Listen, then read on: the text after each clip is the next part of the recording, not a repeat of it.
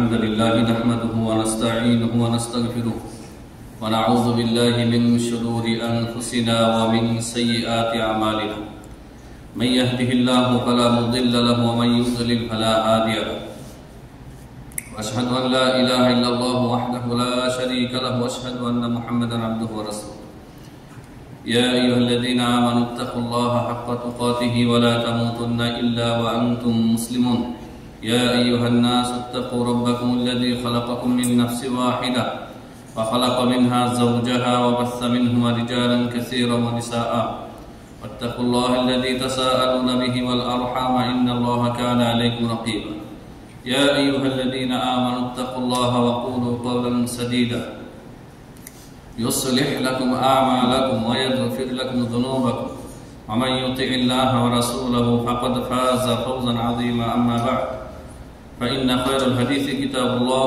وخير الهدي هدي محمد صلى الله عليه وسلم وشر الأمور محدثاتها وكل محدثة بدعة وكل بدعة ضلالة وكل ضلالة في النار أعوذ بالله من الشيطان الرجيم إن الذين قالوا ربنا الله ثم استقاموا تتنزل عليهم الملائكة ألا تخافوا ولا تحزنوا وأبشروا بالجنة التي كنتم توعدون نحن أولياؤكم في الحياة الدنيا وفي الآخرة ولكم فيها ما تشتهي أنفسكم ولكم فيها ما تدعون نزلا من غفور رحيم وقال الله تعالى في موضع آخر وجعلني مباركا أينما كنت وقال رسول الله صلى الله عليه وسلم عجبا لأمر المؤمن إن أمره كله خير وليس ذلك لأحد إلا لمؤمن إن أصابته سراء شكر فكان خيرا له وإن أصابته ضراء صبر فكان خير له رواه مسلم আলহামদুলিল্লাহ যাবতীয় হামদ ও সানা সেই আল্লাহ সুবহানাহু ওয়া তাআলার জন্য যে আল্লাহ সুবহানাহু ওয়া তাআলা আমাদেরকে নিয়ামত দিয়েছেন এবং আমাদেরকে সুখ দুঃখ দিয়ে পরীক্ষা করেন, সুখ দুঃখ দিয়ে পরীক্ষা করেন। যে আল্লাহ সুবহানাহু ওয়া তাআলা আমাদেরকে সুখের সময় শুকরিয়া আদায় করার তৌফিক দান করেছেন এবং মুসিবতের সময় সবর করার তৌফিক দিয়েছেন, সে আল্লাহ সুবহানাহু ওয়া তাআলার শুকরিয়া আদায় করতে আলহামদুলিল্লাহ।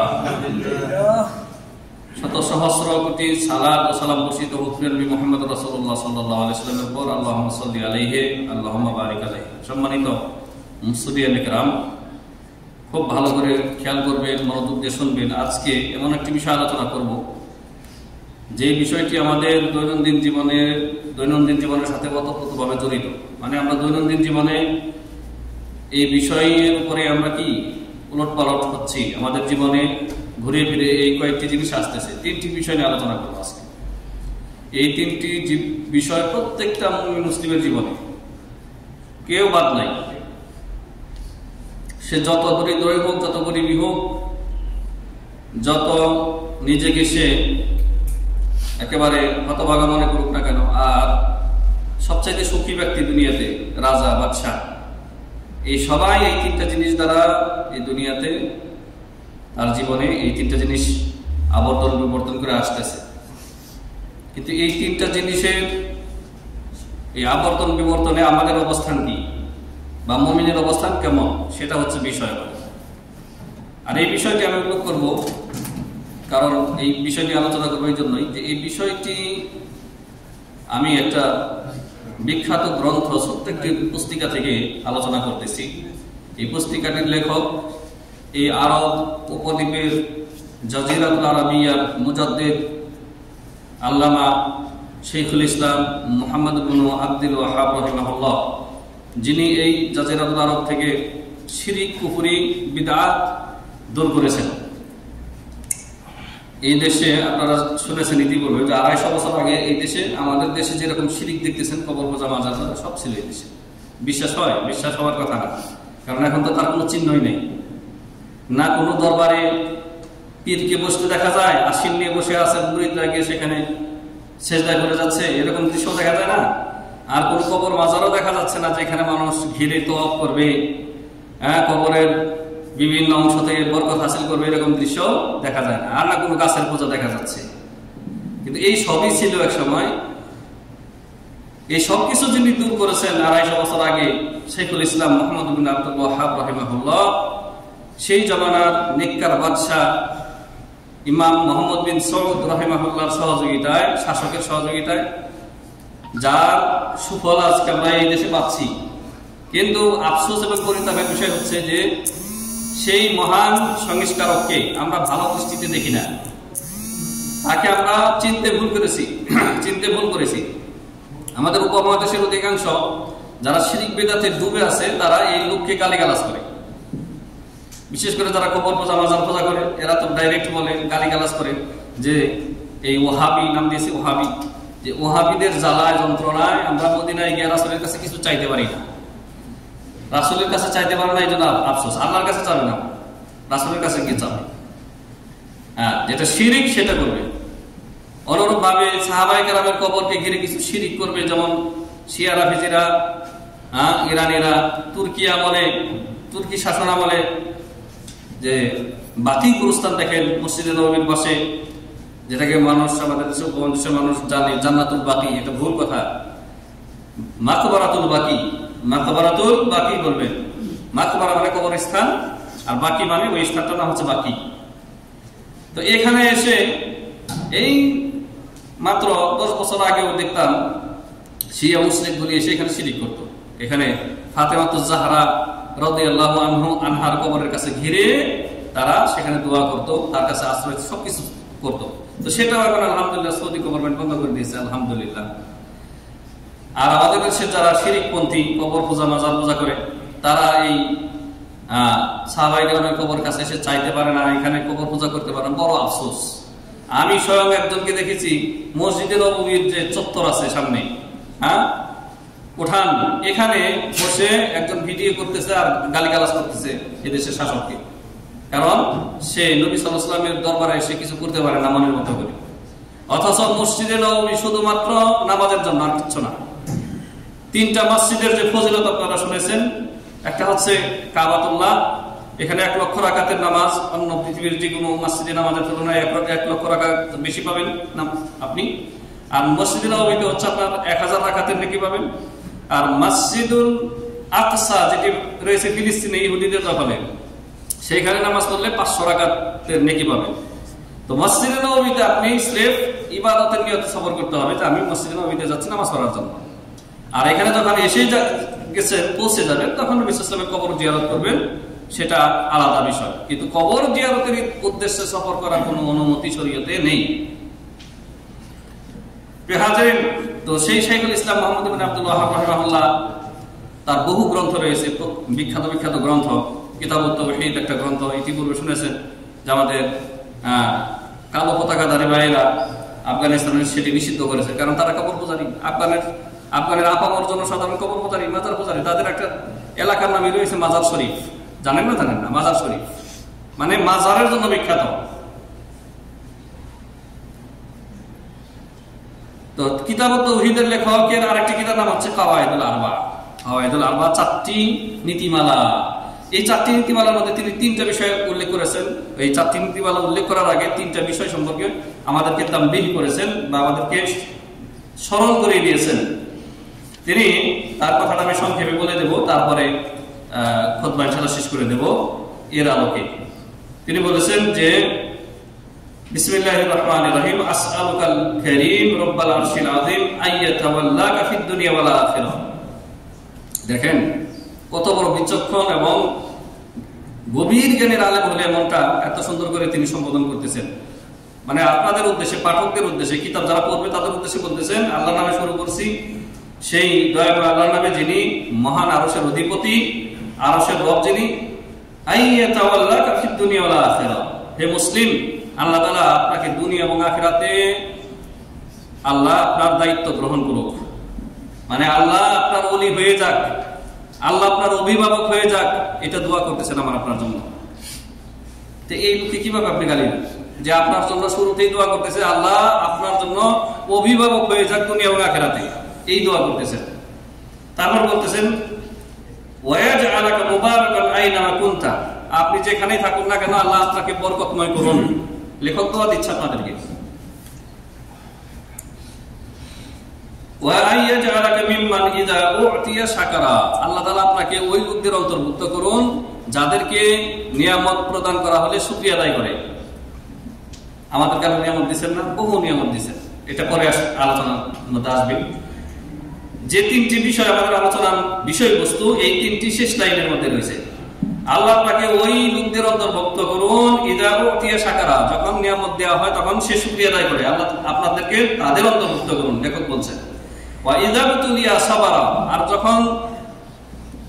যখন কাউকে বালা মুসিবত দিয়ে পরীক্ষা করা হয় তখন সবর করে, ধৈর্য ধারণ করে, আল্লাহ আপনাদেরকে ওই ধৈর্য ধারণকারীদের অন্তর্ভুক্ত করুন।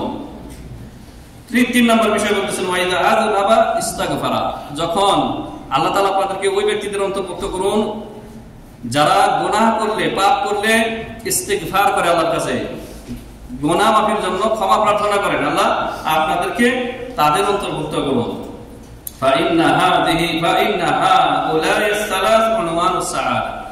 এই 3 প্রকারের লোক যাদেরকে নিয়ামত দিলে শুকরিয়া আদায় করে, বালা মুসিবতে সবর করে, ধৈর্য ধারণ করে, এবং 3 নম্বর বিষয় কি বললাম, যে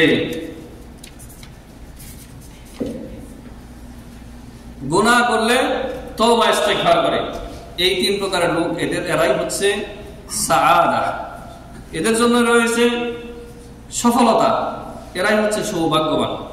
এবার দেখেন তো আমার আপনার জীবনে আল্লাহ তাআলা নিয়ামত দিয়েছেন না দিন না? এই দুনিয়াতে বর্তমানে সবচাইতে যে দুঃখী মানুষটা দেখতেছেন, ধরেন আপনি নিজে, কিন্তু আপনি নিজেকে জিজ্ঞাসা করেন যে আপনি কোনোদিন না খেয়েছিলেন? নাই, এই যুগে এইরকম লোক নাই যে না খেয়ে আছে সারাদিন। আমি লম্বা ঘটনায় যাবো না, শুধু নবী সাল্লাল্লাহু আলাইহি ওয়াসাল্লামের ওই দিনের ঘটনা বলবো, মানে একটু হিন্টস দেবো, ইঙ্গিত দেবো, যে আবু তালহা রাদিয়াল্লাহু আনহুর বাগানে, খেজুর বাগানে নবী সাল্লাল্লাহু আলাইহি ওয়াসাল্লাম চলে গেলেন আবু বকর ওমর সহকারে রাদিয়াল্লাহু আনহুমা, ক্ষুধার কারণে। নবীজি জিজ্ঞেস করলেন কেন এই ভর দুপুরে ঘর থেকে বের হয়েছে আবু বকর ওমর? বললেন যে আপনাকে যে জিনিস আপনি কেন বাড়িয়েছেন ইয়া রাসূলুল্লাহ? বললেন যে খিদার কারণে, ঘরে খাবার নাই। বললেন যে আমরা ওই খিদার কারণেই বের হয়েছি। যখন আবু তালহা রাদিয়াল্লাহু আনহু জানতে পারলেন যে রাসূলুল্লাহ সাল্লাল্লাহু আলাইহি ওয়াসাল্লাম ক্ষুধার্ত, আবু বকর ওমর ক্ষুধার্ত, দ্রুত গিয়ে বকরি জবাই করলেন। একটা বকরির বাচ্চা ছিল বাড়িতে, ওইটাই ছিল একমাত্র, ওইটা জবাই করলেন। একটু আটা ছিল, ওই দিয়ে তার স্ত্রী রুটি বানাইলো। নবী সাল্লাল্লাহু আলাইহি ওয়াসাল্লাম খাইতে বসে একটু খাবার ফাতিমা রাদিয়াল্লাহু আনহার জন্য পাঠিয়ে দিলেন, আর বললেন যে সুম্মা লা তুসআলুনা ইয়াওমাইযিন আনিন নাঈম, হে আমার সাহাবীরা, হে আমার উম্মতের লোকেরা, এই নিয়ামত সম্পর্কে আল্লাহ তাআলা কিয়ামতের দিন তোমাদেরকে জবাবদিহি করবেন, জিজ্ঞাসা করবেন যে নিয়ামত তো পেয়েছো, নিয়ামতের শুকরিয়া কি আদায় করেছো? তো কয়েকদিনের অনাহারে থাকার পরে, একটু খাবার পাওয়ার পরে যখন নবী সাল্লাল্লাহু আলাইহি ওয়াসাল্লাম বললেন যে এটার ব্যাপারে আল্লাহ কাঠ গড়ায় দাঁড় করাবেন, আর এই যুগে তো এইরকম ব্যক্তি পাওয়াই যাবে না যে 1-2 দিন না খেয়ে রয়েছে, পাওয়া যাবে? তাহলে প্রত্যেককে তার সাধ্য অনুযায়ী, তার প্রয়োজন মাফিক আল্লাহ নিয়ামত দিয়েছেন। আপনার জন্য যতটুকু প্রয়োজন আল্লাহ দিয়েছেন। এখন নিয়ামত পাওয়ার পরে আমার আপনার অ্যাক্টিভিটি কেমন হবে? আপনি সৌভাগ্যবান তখনই হবেন যখন নিয়ামত পাওয়ার পরে শুকরিয়া আদায় করবেন। আল্লাহ তাআলা বলেছেন লাইন শাকারতুম লাযিদান্নাকুম, যদি তোমরা শুকরিয়া আদায় করো তোমাদের যে নিয়ামত দেওয়া হয়েছে আরো বাড়িয়ে দেব। ওয়ালা ইন কাফারতুম ইন্না আযাবি লাশাদীদ, নিয়ামত পাওয়ার পরে যদি কুফরি করো, অকৃতজ্ঞ হও, তাহলে আমার আযাব হবে অনেক আরো কঠিন। আমার আযাব অনেক কঠিন হবে নিয়ামত পাওয়ার পরে যারা নাশুকরিয়া করবে। নাশুকরিয়া হচ্ছে নিয়ামতকে, এর আগেও বলেছি, আজকেও বলছি, নিয়ামত পাওয়ার পরে ওই নিয়ামতকে তার যথাস্থানে ব্যবহার না করা, তার অপব্যবহার করা। আজকালকার অধিকাংশ মানুষ নিয়ামতের অপব্যবহার করতেছে। নিয়ামত পাওয়ার পর আল্লাহকে ভুলে যায়, আল্লাহর পথ থেকে সরে যায়, দ্বীনের পথ থেকে সরে যায়। যেমন কারুন করেছিল। কারুন কে? মুসা আলাইহিস সালামের বংশের, তার বংশের মানে বনি ইসরাইলের। ইন্না কারুনা কানা মিন কওমি মুসা, আল্লাহ তাআলা বলেন কারুন ছিল মুসা আলাইহিস সালামের সম্প্রদায়ের, তার গোত্রের মানুষ। ইয ক্বালা লাহু কওমুহু লা তাফরাহ, তার কওমের লোকেরা তখন বলল যে তুমি বহু সম্পদের মালিক হয়েছ, যেই সম্পদের গোডাউনের চাবি বহন করতে একদল কুলি লাগে, কুলি শ্রমিক, খালি চাবি বহন করতে। কেমন সম্পদ দিচ্ছে আল্লাহ তাআলা। তখন সেগুলি পেয়ে আল্লাহকে বলে যায়, আল্লাহর ওয়াহদানিয়তকে অস্বীকার করে, মুসা আলাইহিস সালামের রিসালাতকে অস্বীকার করে, আর সম্পদের যে হক রয়েছে যাকাত দিতে অস্বীকার করে। আর জাতির লোকেরা বলল তুমি বেশি উচ্ছ্বসিত হয়েও না, খুশিতে কত কত হয়েও না। ওয়াবতাগি ফীমা আতাকাল্লাহুদ দারুল আখিরাহ ওয়ালা তানসা নাসিবাকা মিনাদ দুনিয়া। হে কারুন, তোমার এই নিয়ামত দিয়ে তুমি আখিরাতের ঘর জান্নাতকে তুমি অনুসন্ধান করো, মানে আল্লাহর রাস্তায় খরচ করো বা ব্যয় করো, ইনফাক ফি সাবিলিল্লাহ। তখন কি সে কি বলেছিল উত্তরে? মুসা আলাইহিস সালাম যখন এই কথা বললেন, তার কওমের ভালো লোকেরা যখন তাকে নসিহত করলেন, কারণ কি আল্লাহর রাস্তায় সাবিলিল্লাহ খরচ করো, ব্যয় করো, তখন সে বলল যে ইন্নামা উতিতুহু আলা ইলমিন, ইন্নামা উতিতুহু আলা ইলমিন ইনদি। এই ধন সম্পদ আমি খুব জ্ঞানী, আমি খুব বুদ্ধিমান, বিচক্ষণ, এই জন্য আমাকে দেওয়া হয়েছে। আল্লাহর নিয়ামত আবার কি? আমি পরিশ্রম করছি, পেয়ে গেছি। নাউযুবিল্লাহ। নিয়ামত পেয়ে কারণের মতো পাওয়া যাবে না ভাই। বহুত কষ্ট করেছেন দেশে, দিন মজুর দিয়ে কোন রকমের জীবনযাপন করেছেন, সে সময় না খেয়ে থাকেন নাই, কিন্তু এখন তার তুলনায় শতগুণ সুখে আছেন। এখন আল্লাহকে ভুলে যাবেন না, আগের দিনকে ভুলে যাবেন না, অভাবের দিনকে, গরিব দুঃখীকে ভুলে যাবেন না। আপনি পেট করে খাচ্ছেন, আপনার প্রতিবেশীর কোনো খোঁজ খবর নেন না, আপনার বাড়িতে ভিক্ষুক এসে ভিক্ষা পায় না, আর বাবা মা মারা গেলে তাদের জীবদ্দশায় খোঁজ খবর নেন নাই, ভালো খাবার দেন নাই, ভরণ পোষণ দেন নাই, কাপড় চোপড় দেন নাই, চিকিৎসা দেন নাই। এখন মারা গেছে, এখন লোকে বলবে কি? এখন খরচ কর, মরার খরচ, মুর্দার খরচ। হিন্দুদের শ্রাদ্ধ যেমন খাওয়ায় 40 তেমনি মুসলিমরা হিন্দুদের দেখা দেখি 40 খাওয়ায়, 7 দিনের দিনে খাওয়ায়, লোক দেখানো খাবার, এবং এই আমলে পাপ ছাড়া কোনো নেকি হবে না, লিখে রাখবে। তাহলে নিয়ামত পেয়ে শুকরিয়া আদায় করতে হবে,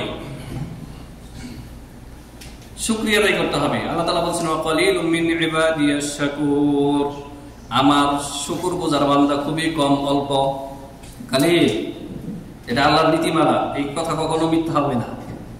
তাহলে আপনি যদি নিজেকে সৌভাগ্যশীল, আপনি যদি নিজেকে আহলুস সাআদার অন্তর্ভুক্ত করতে চান, নিয়ামতকে শুকরিয়া আদায় করবেন। মানে যে অবস্থায় আছেন মুখ দিয়ে যেমন বলবেন আলহামদুলিল্লাহ, অনুরূপভাবে শুকরিয়া আদায় সম্পূর্ণ হবে না শুধু লাফজি মৌখিক আলহামদুলিল্লাহ বলার মাধ্যমে। আপনি আল্লাহ রাব্বুল আলামিনের আদেশ নিষেধ ফরমানদারি করবেন, আপনি আদেশ নিষেধ পালন করবেন, আল্লাহর ইবাদত করবেন, আর গায়রুল্লাহর ইবাদত থেকে বিরত থাকবেন, রাসূলুল্লাহর সুন্নাহ মেনে চলবেন, আর বিদআত থেকে নিজেকে দূরে রাখবেন। এটা হচ্ছে শুকরিয়া। শুকরিয়া জবানে, শুকরিয়া কলবে, শুকরিয়া জাওয়ারে, অঙ্গ প্রত্যঙ্গের মাধ্যমে। এই 3 ভাবে শুকরিয়া আদায় হয়। প্রিয় হাজির, লেখক কত সুন্দর কথা বলেছেন যে আল্লাহ তাআলা আপনাদেরকে ওই ব্যক্তির অন্তর্ভুক্ত করুন ইযা উতিয়া শাকারা ওয়া ইযা বুতুলিয়া সাবারা। আল্লাহ তাআলা আপনাদেরকে ওই লোকদের অন্তর্ভুক্ত করুন যাদেরকে পরীক্ষা করা হলে সবর করে। আল্লাহর কসম করে বলতেছি, প্রত্যেকটা মানুষ, প্রত্যেকটা মুসলিম আমরা এই দুনিয়াতে পরীক্ষার মধ্যে পড়ে আছি। কোনো না কোনো জিনিসের মাধ্যমে প্রতিনিয়ত আমরা পরীক্ষিত হচ্ছি আল্লাহর পক্ষ থেকে।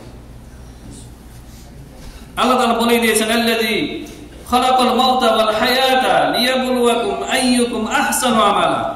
আল্লাহ তাআলা তোমাদের জন্য জীবন মৃত্যু, হায়াত মওত সৃষ্টি করেছেন। আল্লাহ তোমাদের জন্য জীবন মৃত্যু, হায়াত মওত সৃষ্টি করেছেন এই জন্য লিয়াবলুয়াকুম আইয়ুকুম আহসানু আমালা।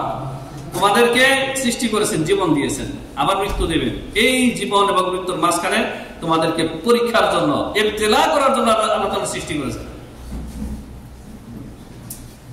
পরীক্ষিত হচ্ছে নতুন দামি Android set, computer, tab, iPhone হাতে পেয়েছেন, পরীক্ষা। যেটা আপনি কোন কাজে ব্যবহার করেন। অধিকাংশ মানুষ এই অ্যান্ড্রয়েডের মাধ্যমে পরীক্ষিত হচ্ছে। কথা খাওয়ার জন্য, তারপরে দিন শিক্ষার জন্য, ভালো বই পড়ার জন্য, দিনই বই পড়ার জন্য, ভালো আলেমদের লেকচার শোনার জন্য এটা আপনি ব্যবহার করবেন। এটা হচ্ছে আল্লাহর শুকরিয়া। কিন্তু আপনি যদি পাপের কাজে ব্যবহার করেন তাহলে এটাই হচ্ছে আপনার জন্য পরীক্ষা। আপনি পরীক্ষায় পড়ে গেছেন। এই জন্য সবসময় ইহসাস থাকতে হবে, ইস্তেশআর থাকতে হবে, অনুভূতি থাকতে হবে। মুরাকাবাতুল্লাহ থাকতে হবে, যে আল্লাহ তাআলা আমাকে দেখছেন, এই মুহূর্তে প্রতিটা মুহূর্তে আল্লাহ দেখছেন। আল্লাহ তাআলা দেখতেছেন। আল্লাহ ইয়ালামু মান খালাক, যিনি সৃষ্টি করেছেন তিনি কি জানেন না? কুরআনুল কারীমে ভুরি ভুরি এরকম আয়াত রয়েছে, আল্লাহু বাসীরুন বিমা তা'মালুন, যা কিছু তোমরা করছো, আমল করছো, কর্ম করছো, প্রতিনিয়ত আল্লাহ তাআলা বাসীর, দেখতেছেন, শুনতেছেন, সামি'। তাহলে এই মোবাইল আপনি পাপের কাজে ব্যবহার করবেন না, কথা বলবেন। কথা বলার মধ্যে হালাল হারাম, বৈধ লোক যারা আপনার স্ত্রী ছাড়া ভিন্ন কোনো গায়রে মাহরাম কোনো মহিলার সাথে, মেয়ের সাথে, যুবক যুবতী, পরের অথবা অপরের স্ত্রীর সাথে কথা বলতে পারবেন না। কিন্তু এগুলো অহরহ হচ্ছে। আল্লাহ রাব্বুল আলামিন আমাদেরকে হেদায়েত নসিব করুন, আল্লাহুম্মা আমিন। ওয়াইদা বুতুলিয়া সাবরা, শাইখুল ইসলাম মুহাম্মদ ইবনে আব্দুল ওয়াহ্হাব রাহিমাহুল্লাহ বলতেছেন, হে মুসলিম, আপনাকে আল্লাহ তাআলা বালা মুসিবতে যারা সবর করে, ধৈর্য ধারণ করে, আল্লাহ আপনাকে তাদের অন্তর্ভুক্ত করুন। আল্লাহ রাব্বুল আলামিন ইরশাদ করেছেন, ইন্নাল্লাহা মা'আস সাবিরিন, আল্লাহ তাআলা সবরকারীদের সাথে রয়েছেন। আর সবরের ক্ষেত্রে সবর তিন প্রকার। আস-সাবরু আলা তাআতিল্লাহ, আল্লাহর ইবাদতে ধৈর্য ধারণ করা। সবর মানে কি? ধৈর্য ধারণ করা, আজিমা, অটল অবিচল থাকা, সাবিত থাকা। তা আপনি ইবাদত করতে করতে মাঝে মধ্যে শয়তান এসে বলতেছে, বহুত ইবাদত করেছিস, এবার একটু বিনোদন কর, বা এবার একটু রেস্ট নে। যেমন রমজানে আমাদের ইবাদতকারী ভাইরা রমজানে করতে এখন হারিয়ে গেছে, কোথায় হারিয়ে গেছে, তাই না? আবার রমজানে আসলে এদেরকে পাওয়া যাবে না। ইবাদতের মধ্যে আস-সাবরু আলা তাআতিল্লাহ, ইবাদতের মধ্যে অটল অবিচল থাকতে হবে মৃত্যু পর্যন্ত। আল্লাহ তাআলা বলেছেন, ওয়া'বুদ রাব্বাকা হাত্তা ইয়াতিকাল ইয়াকিন। স্বয়ং নবী সাল্লাল্লাহু আলাইহি ওয়াসাল্লামকে সম্বোধন করে আল্লাহ তাআলা বলতেছেন, তোমার রবের ইবাদতে তুমি সাবিত থাকো, মুস্তামির থাকো, হাত্তা ইয়াতিকাল ইয়াকিন আইয়াল মাউত, মৃত্যু আসা পর্যন্ত তুমি আল্লাহর ইবাদতে অটল অবিচল থাকো। আর নামাজ মুসলিম জীবনের সবচেয়ে বড় ইবাদত। ইবাদত যত রয়েছে তার মধ্যে নামাজ সবচেয়ে বড় ইবাদত। এই নামাজের মধ্যে যদি আপনি অটল অবিচল থাকতে পারেন, তাহলে জান্নাতে প্রবেশ করবেন। এর আগেও বলেছি, আল্লাহ তাআলা বলেছেন, ওয়াল্লাযীনা হুম আলা সালাতিহিম দাঈমুন। তারপরে কয়েক আয়াত পর আবার আল্লাহ তাআলা বলেছেন, ওয়াল্লাযীনা হুম আলা সালাওয়াতিহিম ইউহাফিজুন উলাইকা ফি জান্নাতিম মুকরামুন। যারা সালাতে দায়েম, কন্টিনিউ ইনশাআল্লাহ, এই ব্যক্তি যদি শিরিক বিদআত মুক্ত থাকে আর শুধু ফরজ ইবাদতগুলি করেছে, বেশি করতে পারে নাই নফল, সে জান্নাতে প্রবেশ করবে অত্যন্ত মুকরামুন, সম্মানিত অবস্থায়। আল্লাহু আকবার। তো জান্নাতে যেতে চান, তাহলে কোরআনই সার্টিফিকেট গ্রহণ করেন। কোরআন আপনাকে সার্টিফিকেট দিচ্ছে যে আপনি জান্নাতে যাবেন সম্মানিত অবস্থায়, যদি আপনি সালাতে দায়েম থাকেন, কন্টিনিউ থাকেন। ফজর পড়েছেন আজকে, নিজেকে জিজ্ঞাসা করেন, ফজর না পড়লে শুধু 4 ওয়াক্ত নামাজ দিয়ে জান্নাতে যাওয়া যাবে না। কারণ ফজরের পরে যত নামাজ পড়েছেন এগুলি কোম্পানির জন্য করেছেন মনে হয়। কারণ কোম্পানি মানে ছাড় দিয়েছে, 4 ওয়াক্ত নামাজ যখন আপনি থাকবেন, কোম্পানিতে ডিউটি করবেন, তখন নামাজের সময় রেস্ট আছে, ছুটি আছে, তখন আরাম পাওয়ার জন্য, মসজিদের এসি বাতাস খাওয়ার জন্য ওযু করে গিয়ে চুপচাপ বসে থাকেন পিছনে, না কোরআন পড়ে, না জিকির আজগার, আনা কয়েক রাকাত নামাজ পড়তে আবার না। অনেক বান্দাকে দেখা যায় পিছনে বসে আছে গালে হাত দিয়ে। যখন জামাতটা শুরু হয়, কোন মতো জামাতটা পড়ে, নামাজ না পড়লে তো আবার আসতে দেবে না, কোম্পানির মুদির ম্যানেজার আসতে দেবে না, যাই তুমি নামাজ পড়ো না, তো তুমি নামাজের ছুটি নিচ্ছ কেন? এই কোম্পানির জন্য, কফিলের জন্য নামাজ পড়লে হবে না, নামাজ পড়তে হবে কি? আল্লাহর জন্য। কুল ইন্না সালাতি ওয়া নুসুকি ওয়া মাহইয়ায়া ওয়া মামাতি লিল্লাহি রাব্বিল আলামিন। আমার সালাত, নবী আপনি বলে দিন, আমার সালাত, আমার নামাজ, আমার নুসুক, কুরবানি। আর নুসুক বলতে সমস্ত ইবাদত বন্দেগীকে বোঝায়। আমার নুসুক, আমার এই দুনিয়াতে জিন্দা থাকা, আমার মৃত্যুবরণ করা, লিল্লাহি রাব্বিল আলামিন, আল্লাহর জন্য। ফজরে আল্লাহর জন্য উঠছেন, এই সময় কোনো ডিউটি নাই, কোনো চাপ নাই। ফজরের নামাজ যে পড়ে সে হলো আসল নামাজি, আর যে ফজর পড়ে সেই বাকি 4 ওয়াক্ত মিস যাবে তার দ্বারা, অসম্ভব। তাহলে আপনাদেরকে আল্লাহ তাআলা ওই লোকদের অন্তর্ভুক্ত করুন। লেখক বলতেছেন, যারা সবর, বালা মুসিবতে ধৈর্য ধারণ করে।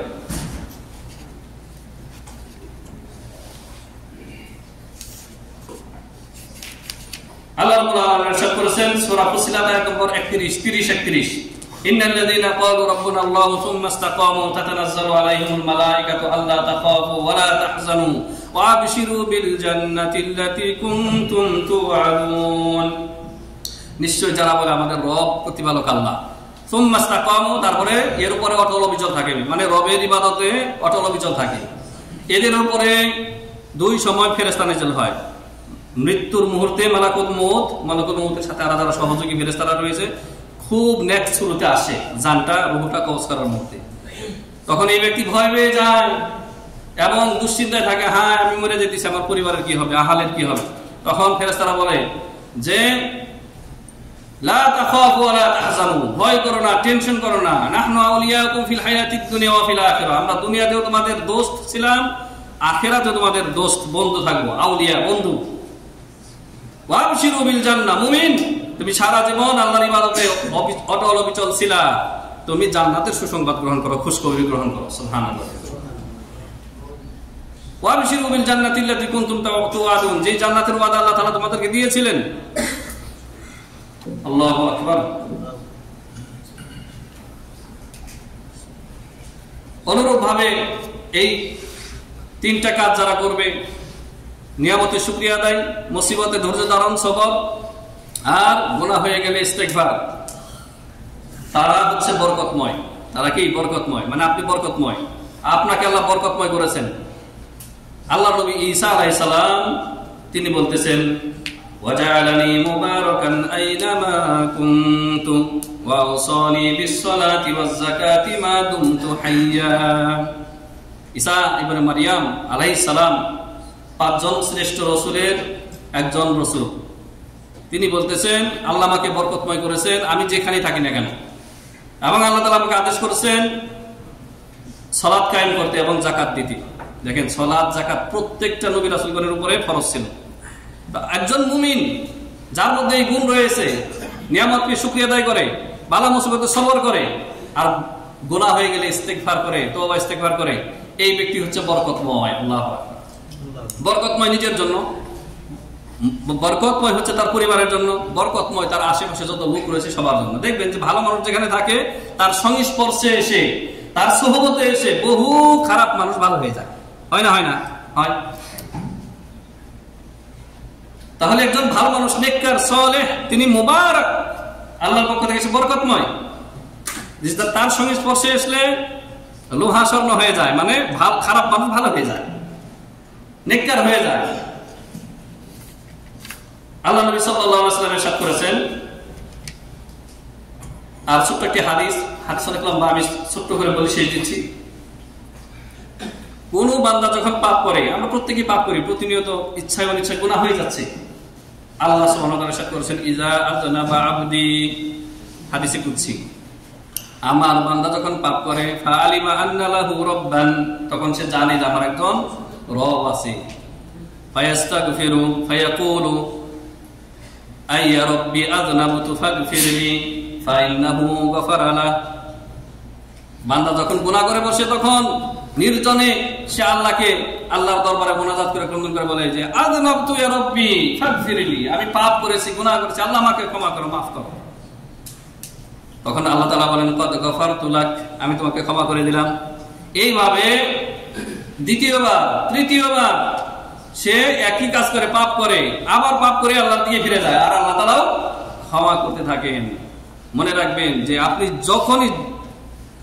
তওবা করেছেন, কিন্তু তওবার উপর অটল থাকতে পারতেছেন না, আবার পাপ হয়ে যায়, আবার ক্ষমা চান আল্লাহর কাছে, আবার তওবা ইস্তেগফার করেন, নিরাশ হবেন না। হাদিসের শেষখানে আল্লাহ তাআলা বলেছেন, আল্লাহ তাআলা এলান করে দেন কদ গফারতু লাকা ইফআল মা শি'ত, তুমি ভুল ভ্রান্তি যাই করো, যদি তওবা করে আমার কাছে ফিরে আসো, আমি যা খুশি তুমি করে দাও, আমি তোমাকে ক্ষমা করে দিলাম। আল্লাহু আকবার। ওয়া ইয়াগফিরু যুনুবা ইল্লাল্লাহ, আল্লাহ ছাড়া কে আছে আর ক্ষমা করার? কোন পীর ক্ষমা করতে পারে না, রাসূল ক্ষমা করতে পারেন না, ক্ষমা একমাত্র আল্লাহ করেন। এটা তার গুণ, এটাই ইবাদত। তওবা কবুল করা, ক্ষমা করা এটা আল্লাহর ইবাদত। প্রিয় হাজিরিন, হাদিসটা বলে শেষ দিচ্ছি, যেটি আমি শুরুতে বলেছিলাম। নবী সাল্লাল্লাহু আলাইহি ওয়াসাল্লাম ইরশাদ করেছেন, সহিহ মুসলিম হাদিসটি রয়েছে, সহিহ মুসলিমের হাদিস নম্বর 2999। আল্লাহ নবী সাল্লাল্লাহু আলাইহি ওয়াসাল্লাম ইরশাদ করেছেন, আজাবান লি আমরিল মুমিন মুমিনের বিষয়টি বড়ই আশ্চর্যজনক। ইন্না আমরাহু কুল্লাহু খায়রুন, মুমিনের প্রত্যেকটি বিষয় কল্যাণকর।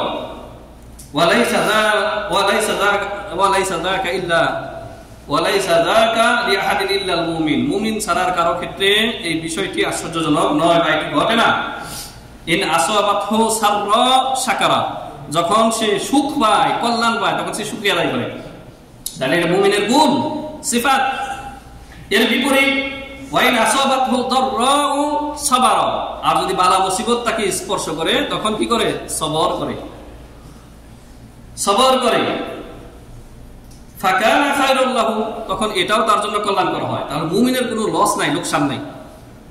আপনি সুখে দুঃখে উভয় অবস্থাতেই আপনার লাভ আর লাভ। আপনি শুকরিয়া আদায় করলেন, সেটা আপনার জন্য কল্যাণ, যে আল্লাহ তাআলা নিয়ামত বাড়িয়ে দেন। আর বালা মুসিবতে যে ধৈর্য ধারণ করলেন, আল্লাহ তাআলা তখন কি করেন? আপনার গুনাহ খাতা মাফ করে দেন, মর্যাদা উঁচু করেন, দারাজাত উঁচু করেন। তাহলে এইরকম মুমিন হতে হবে, এইরকম মুয়াহিদ হতে হবে, যে আল্লাহ নিয়ামত পেয়ে শুকরিয়া আদায় করতে হবে, বালা মুসিবতে সবর করতে হবে, ভুল ভ্রান্তি হয়ে গেলে তওবা ইস্তেগফার করতে হবে। ওর মতো হওয়া যাবে না। সর্বশেষ আয়াত দিয়ে বিশেষ করছি, সূরা হাজে আল্লাহ তাআলা বলেছেন, ওয়া মিনান নাসি মান ইয়াবুদুল্লাহা আলা হারফ, কিছু মানুষ রয়েছে দ্বিধাদ্বন্দ্বে জড়িত হয়ে আল্লাহর ইবাদত করে, দ্বিধাদ্বন্দ্ব হয়ে আল্লাহর ইবাদত করে। ওয়া মিনান নাসি মান ইয়াবুদুল্লাহা আলা হারফিন ফাইন আসাবাতহু খায়রুন ইতমাআন্না বিহি, যখন আল্লাহর পক্ষ থেকে নিয়ামত পায় তখন অন্তর দিল খুশি হয়ে যায়, ইতমিনান হয়ে যায়।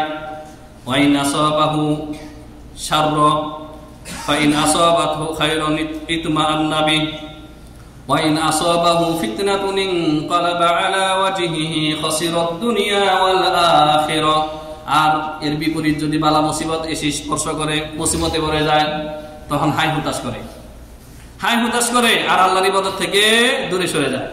আমি এত ইবাদত করি, আমি আল্লাহর কোনো বিধিবিধান ছাড়ি না, আর সব বালা মুসিবত আমাকেই পেয়ে বসে, দূর, ইবাদতই করবো না। নাউযুবিল্লাহ। এরকম দেখবেন আপনাদের জীবনে, এরকম লোক রয়েছে।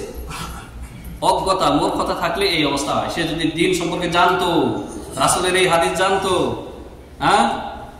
দিনের যদি সঠিক বুঝ মাফহুম যদি তার থাকতো, তাহলে সেই গুমরাহ হইতো না। এটা প্রিয় হাজিরিন, আল্লাহর ইবাদত করার সাথে সাথে দ্বীনের জ্ঞান অর্জন করতে হবে। তাআল্লুমুল ইলম, এই ইলম হচ্ছে আপনার নূর, আপনাকে পথ দেখাবে। সঠিক সময়ে আপনার করণীয় কি সেটা আপনাকে ইরশাদ করবে। কোন পরিস্থিতিতে কি করতে হবে, শরীয়তের ইলম, সঠিক জ্ঞান আপনাকে সেই পথ দেখাবে। আল্লাহ রাব্বুল আলামিন আমাদেরকে এই সৌভাগ্যবানদের অন্তর্ভুক্ত করুন, যাদেরকে নিয়ামত প্রদান করা হলে শুকরিয়া আদায় করে এবং বালা মুসিবতে সবর করে, তওবা ইস্তেগফার করে, যখনই ভুল হয়ে যায়, গুনাহ হলে তওবা ইস্তেগফার করে। আল্লাহ রাব্বুল আলামিন আমাদেরকে এই তিন প্রকার লোকদের অন্তর্ভুক্ত করুন। এরাই হচ্ছে আহলুস সাআদা, এরাই হচ্ছে আহলুল জান্নাহ। বারাকাল্লাহু লানা ওয়া লাকুম ফিল কুরআনিল আযীম ওয়া নাফা'আনি ওয়া ইয়্যাকুম বিল আয়াতি ওয়ায যিকরিল হাকীম। আকুলু কওলি হাযা আস্তাগফিরুল্লাহাল আযীম ওয়া লাকুম ওয়া লিসাইরিল মুসলিমিন ফাস্তাগফিরুহু ইন্নাহু হুয়াল গফুরুর রহিম। আলহামদুলিল্লাহি ওয়াহদাহু ওয়াসসালাতু ওয়াসসালামু আলা মান লা নাবিয়্যা বা'দা ওয়া আলা আলিহি ওয়া সাহবিহি আজমাইন। প্রিয় হাজিরিন, আল্লাহর হালালকে হারাম করা, হারামকে হালাল করা, এটি ইসলাম ভঙ্গকারী একটা বিষয়। আমাদের দেশে এক-দুই মিনিটের মধ্যে বলে আমি শেষ দিচ্ছি, খুতবা শেষ, যে কতিপয় নারীবাদী বেশে কিছু অসভ্য মহিলা, পতিতা, এরা বেশ্যামূলক, এরা সরকারের কাছে এসে তাদের দাবিলা পেশ করতেছেন যে যারা যৌনকর্মী, যারা সেক্স ওয়ার্কার, তাদেরকে কর্মী হিসাবে তাদেরকে দিতে হবে, সম্মান দিতে হবে, বৈধতা বা স্বীকৃতি দিতে হবে। মানে তারাও আপনাদের মতো ওয়ার্কার, আপনারা বিদেশে এসে যেমন কাজ করতেছেন, ওরাও নাকি কাজ করতেছে, যারা যৌনচারিতা করে বেড়াচ্ছে, পতিতাবৃত্তি করে বেড়াচ্ছে। অথচ এটা আল্লাহর জমিনে সবচেয়ে একটা নিকৃষ্ট কাজ, একটা গর্হিত পাপ কাজ, কবিরা গুনাহ, যারা জেনা করতেছে। আল্লাহ তাআলা জেনা তো করা তো দূরের কথা, জেনার কাছে যাইতে নিষেধ করেছেন, ওয়ালা তাকরাবুজ জিনা, জেনার কাছেও যাবে না। যেই কাজগুলি জেনা পর্যন্ত, বড় জেনা পর্যন্ত, ব্যভিচার পর্যন্ত পৌঁছে দেয়, সেগুলোর কাছে যাইতে নিষেধ করেছেন। তার মানে অশ্লীলতা তার কাছে যাইতে নিষেধ করেছেন।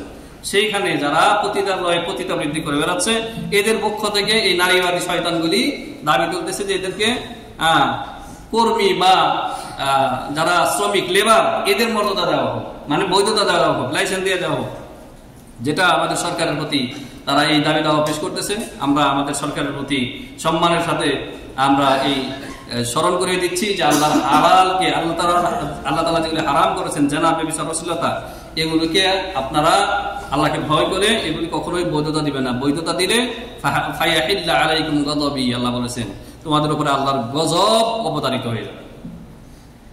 এছাড়াও নারী পুরুষের সমান অধিকার, এই স্লোগান নিয়ে তারা এসেছে কোরআনের বিধানকে বানচাল করার জন্য। কোরআনে আল্লাহ তাআলা বলেছেন নারী পুরুষের অর্ধেক পাবে, আর এই অর্ধেকই অনেক বেশি, কারণ একজন স্ত্রী, ওয়াইফ, আপনার ওয়াইফ বাবার সম্পদ থেকে অর্ধেক পাচ্ছে, আবার আপনার সম্পদ থেকে পাচ্ছে, আবার ছেলের সম্পদ থেকে পাচ্ছে। এই মিলিয়ে আবার তার কোনো খরচ নাই, না আপনার সংসারে তাকে খরচ করার কোনো আছে বাধ্যবাধকতা আছে, আর না বাপ মায়ের উপরে খরচের বাধ্যবাধকতা আছে। আর পুরুষকে যে নারীর অর্ধেক বেশি দেওয়া হয়েছে, পুরুষের উপরে যাবতীয় খরচ। এই দিক থেকে বলতে গেলে, হিসাব করলে, ক্যালকুলেশন করলে পুরুষ কিছুই পায় না বলতে গেলে।